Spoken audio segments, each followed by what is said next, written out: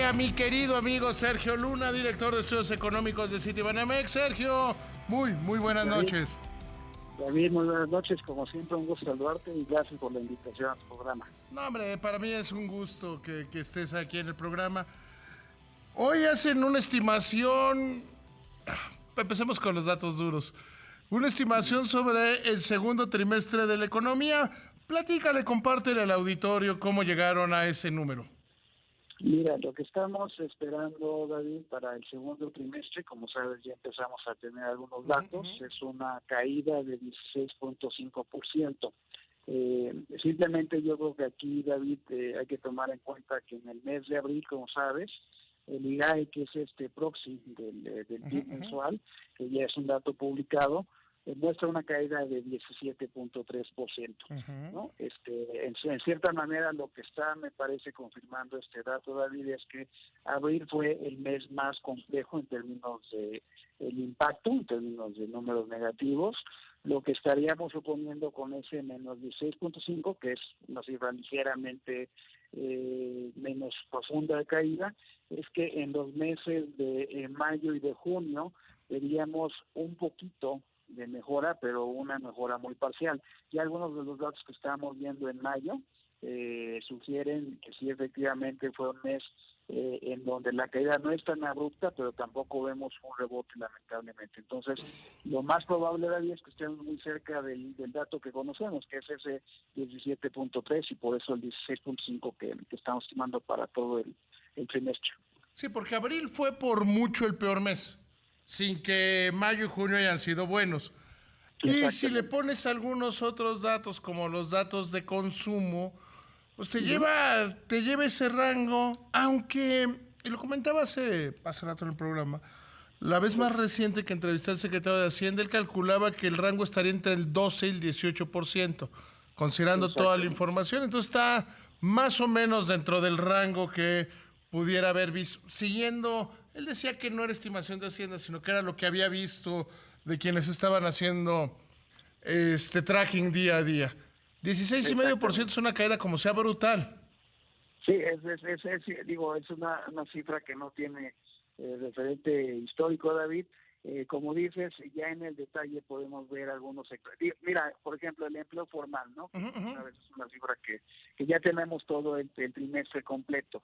Y creo que replica mucho esto, David. Un impacto brutal de más de 500,000 empleos formales perdidos en el mes de abril.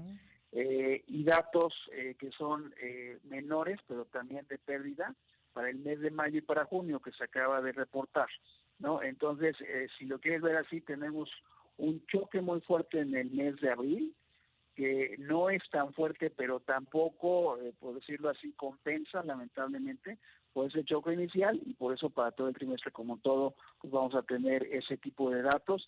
Y en general, pues lo que estamos viendo son cifras preocupantes por sus magnitudes históricas. En muchos casos no hay referente en términos de las series que tengamos datos de una magnitud de esa caída, ¿no? Sergio, entonces tú dirías que en abril se llegó al punto más bajo y que la recuperación, ¿cuándo va a empezar? Híjole, yo creo que esa es una gran pregunta, David. Parte de la razón por Mira, la a ver, que te salvo tantito. Yo creo desde marzo que estamos en aguas desconocidas. Sí, correcto. Que lo que pensábamos en marzo no tiene nada que ver con lo que pensamos en abril, ni en mayo, ni en junio, ni ahora. ¿Por qué no sabemos?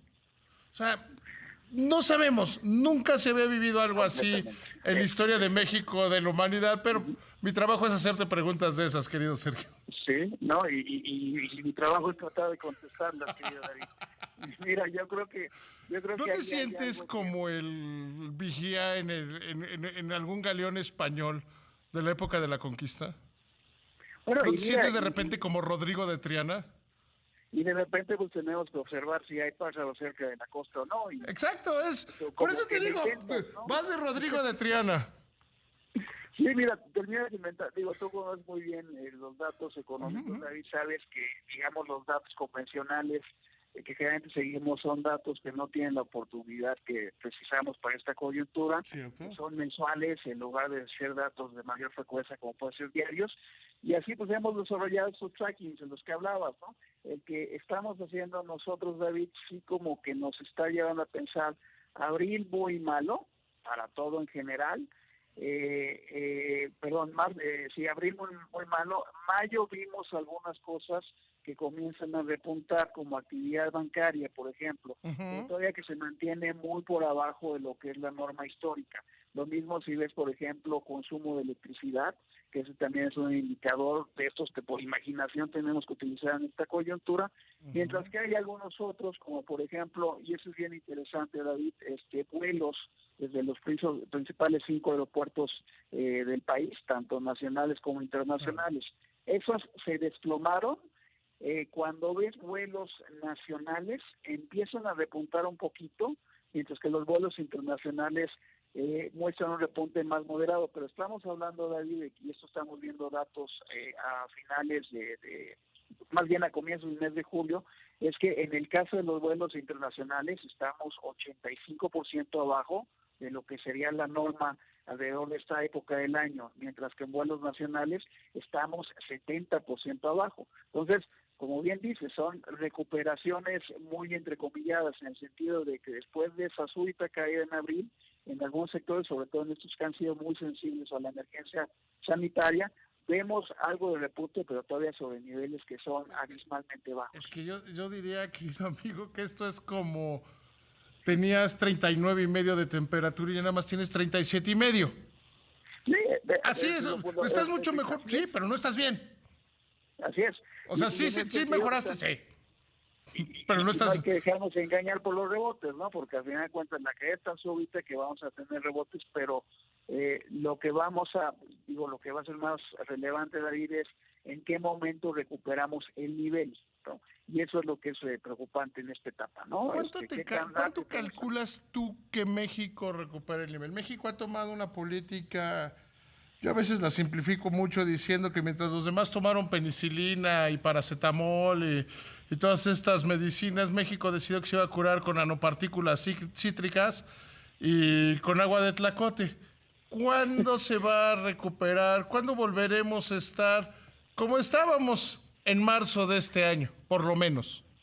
Mira, tomando en cuenta lo siguiente, vamos a pensar que este año estamos cayendo en 11.2, que es nuestra nueva estimación. El año que entra tenemos un rebote relativamente moderado, prácticamente por puro efecto geométrico, de tal manera que estamos creciendo 4.2, y después de ahí nos vamos a un 2%. ¿No? De aquí, digamos, durante el resto del sexenio. Lo que eso nos daría, David, sería una tasa promedio para toda la administración actual, digamos para este sexenio, de menos 0.2, porque obviamente a eso 2% de crecimiento en la segunda parte del sexenio lo jala enormemente lo que hemos visto en los primeros 2 años, ¿no? Con una caída de menos 11.2, eso te jala el promedio y entonces el menos 0.2, David, lo que implicaría es que tenemos un sexenio perdido, lamentablemente, ¿no? En términos de que en el promedio no creces.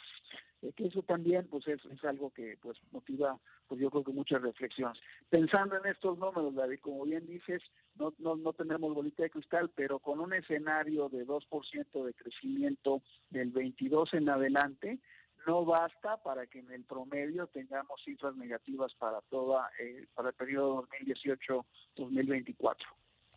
Entonces terminaremos, mi querido Sergio, extrañando a los malditos neoliberales que nos hacían crecer al 2.4% en promedio, que era muy poco, pero es mejor que esto, ¿no? O sea, eso hay que entenderlo.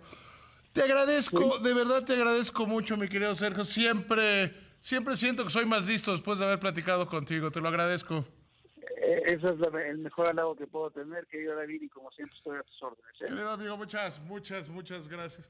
Que la verdad es que, y lo digo con seriedad, la verdad es que platicar con muchos de los directores de análisis del sistema financiero mexicano es entender muchas cosas. Y les recomiendo que les pongan atención. Yo sé que muchos políticos me escuchan, oigan a los analistas del sistema financiero. A ellos no le van, al menos las instituciones no le van ni a Morena, ni al PAN, ni al PRI, ni al Verde, ni a nadie. Ven números. Y honestamente lo digo, cuando platico con cuates como Sergio es quedar claro de lo que está pasando. Y esta es la realidad. Todo lo demás es rollo.